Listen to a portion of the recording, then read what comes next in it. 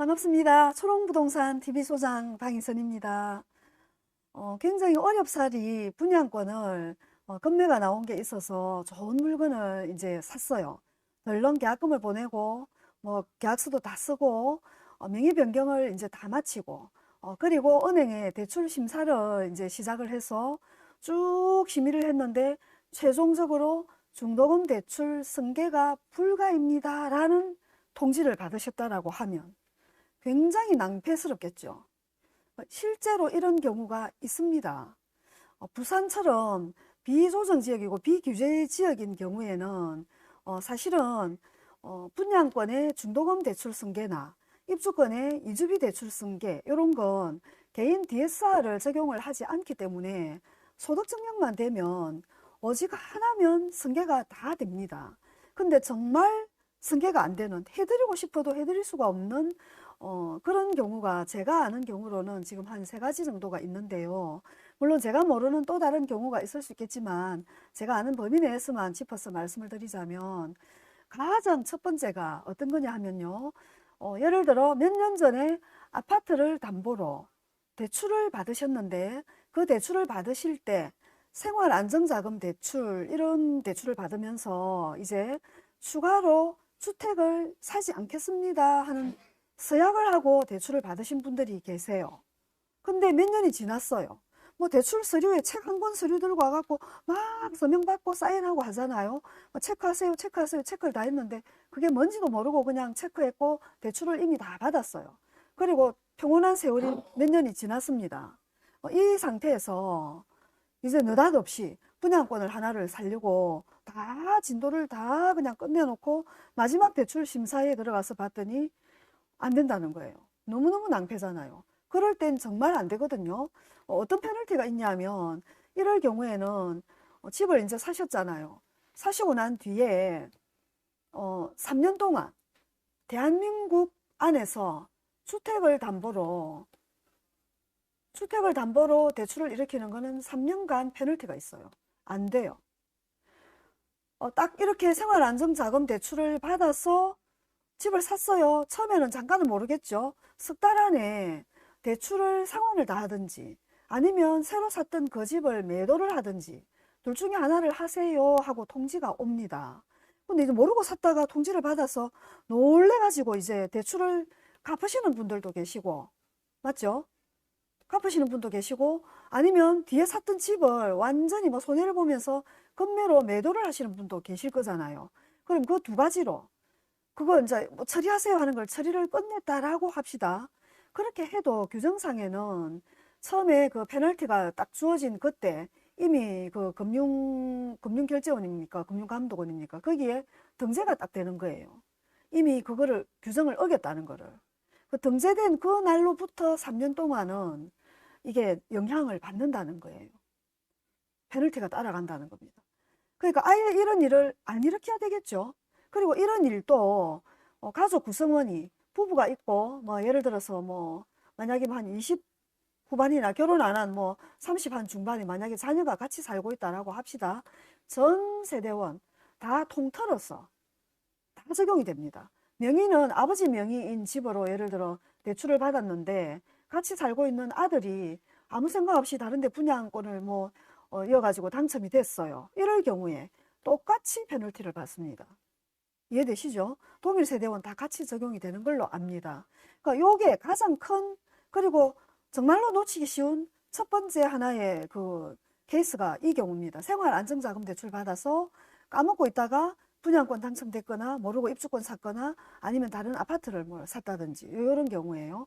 그렇고 그 다음에 두 번째는 예를 들어 투기과열지구 안에서 앞에 집이 하나 있는데 A 집이 있는데 얘를 처분을 하고 B주택을 샀어요. 처분하고 들어갈 거라서 요럴 당시에는 대출을 이제 해줬어요. 그 당시에 일시적 2주택 상태겠죠. 대출을 해줄 당시에 새로 산 요 B로 반드시 전입을 해야 된다는 요건을 두고 대출을 해줬던 그런 경우가 있었습니다. 근데 아무리 생각해도 전입할 상황이 안 돼가지고 이미 대출은 나왔고 정리 다 됐다 싶어서 전입을 안 한 경우에 이럴 경우에 마찬가지로 대출은 회수되고 3년 동안 국내에 주택을 담보로 대출을 일으킬 수 있는 일은 할 수가 없습니다. 정리됐죠? 그럼 세 번째는 어떤 경우냐? 이거는 뭐 누구나 다 쉽게 짐작할 수 있는 신용불량 케이스죠. 이런 케이스입니다. 그러니까 부산에 분양권이 어디 뭐 굉장히 고가로 뭐 청약을 하는 곳에 되겠나 말겠나 이러면서 툭 넣었는데 당첨이 됐어요. 예를 들어 무주택 상태였는데 뭐 아니면 1주택이었는데 뭐 되겠나 이랬는데 뭐 정말 미달 비싸게가 그냥 확 다 당첨이 된 거예요. 넣으신 분들이. 근데 또 운 좋게 굉장히 좋은 로얄동 로얄층이 됐다라고 할 때 당연히 중도금 대출 신청을 해놔야 그거를 계약금 10% 넣은 것만으로 그죠? 나중에 입주 때 잔금을 칠 때 90%를 내니까 요 기간이 보통은 요즘은 한 4년 정도 되죠.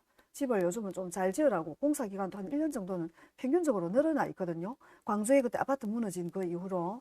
그럼 이 4년 동안에 전매제한 부산 같은 경우에는 공공택지 개발이 아닌 것 같으면 기본적으로 6개월이거든요. 비규제 지역이니까. 6개월이 지난 요 시점부터 입주까지 분양권에 이름을 달고 당연히 전매가 가능하죠. 그럼 이럴 때 계약금 10% 들어간 거 요거 플러스 이제 프리미엄으로 거래가 될 텐데 당연히 계약금 10%만 끝이 나려고 하면 중간중간에 중도금 대출 실행되는 게 당연히 무리 없이 실행이 되어서 시공사 통장으로 납부가 되어 있어야 사시는 분은 그 대출을 넘겨받고 계약금 10%만 내면서 분양권을 사실 수 있는 거잖아요. 맞죠?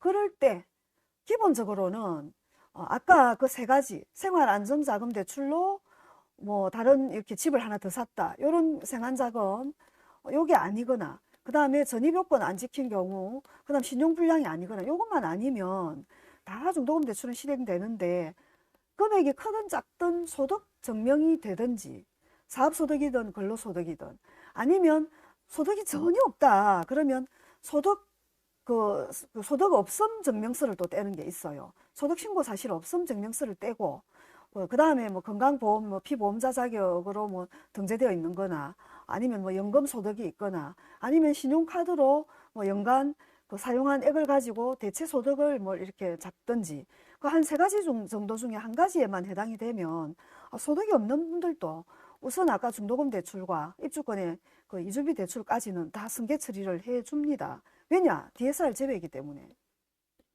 가능하거든요. 아까 그 세 가지에만 해당이 안 된다면.